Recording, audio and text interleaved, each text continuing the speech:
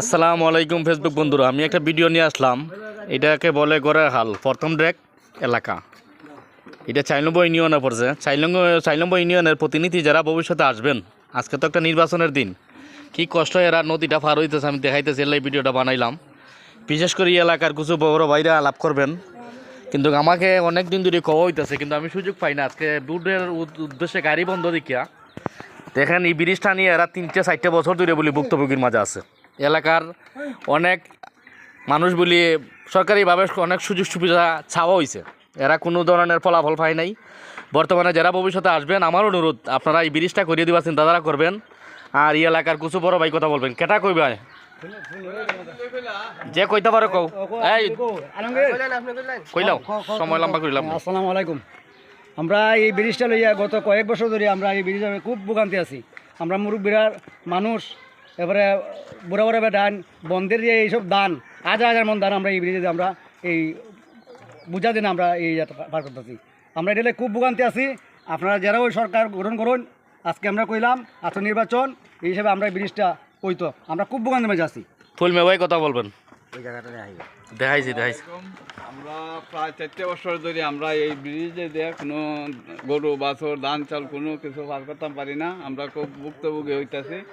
এখন আমরা union chairman আছেন, উপজেলা চেয়ারম্যান সাহেব আছেন, বর্তমানে যারা ক্ষমতায় আসবেন তাদের কাছে আমরা অনুরোধ যাতে আমরা এই ব্রিজটা হয়। আমরা খুব অশান্তিতে আছি। বিশেষ করে কথা কোয়ার সময় নাই, কারণ নির্বাচন। সবার কাছে অনুরোধ, বর্তমানে যারা আসবেন নির্বাচিত হইয়া আল্লাহ পাক যারে সম্মান দিয়ে ফাটাইবেন, আমাদের এই বানিয়াচং আজমিরি বানিয়াচং 2 থানার এমপি হিসাবে, তাদের কাছে ভিডিওটা। আলমগীর ভাই একটু কথা বলবেন। আসসালামু আলাইকুম। দেশ এবং দেশের বাইরে যারা আছেন সবার কাছে সালাম। আমাদের এই ব্রিজটা আমরা আগেই পাইছিলাম, কিন্তু দোকানি মহল্লার দেখছি একটা ব্রিজ এটাই ছিল আমরা পরে, কিন্তু হেঁটে হয়ে গেছি, আমরা এটা হয়েছে না। কিন্তু এখন যারা সরকার গঠন করবেন, যারা ক্ষমতা আসবেন, তারা কাছে একটু অনুরোধ আমরা ব্রিজটা যেন হয়ে যায়। বিশেষভাবে এই কৃষিকাজ যারা করেন, বৈশাখ মাস আইলে বা অগ্রহণ মাস আইলে ধান ফান নেওয়ার জন্য খুব কষ্ট হয়।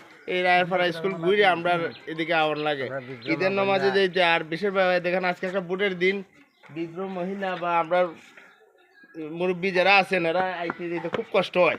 আমার মতন কোনো সুবিধাই নাই।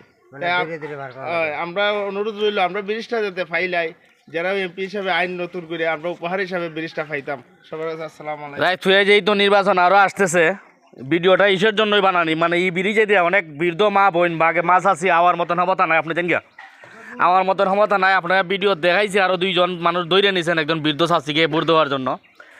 যদি আমাদের ভিডিওটা বেশি বেশি শেয়ার দেবেন, এই এলাকায় মুরব্বী যারা ভবিষ্যতে আসবেন সবাই গরিবের পক্ষে কাজ করার চিন্তাধারা করবেন। অতটুকু বলে আমার ভিডিওটা রেখে দিলাম। ভিডিওটা বেশি বেশি শেয়ার করবেন।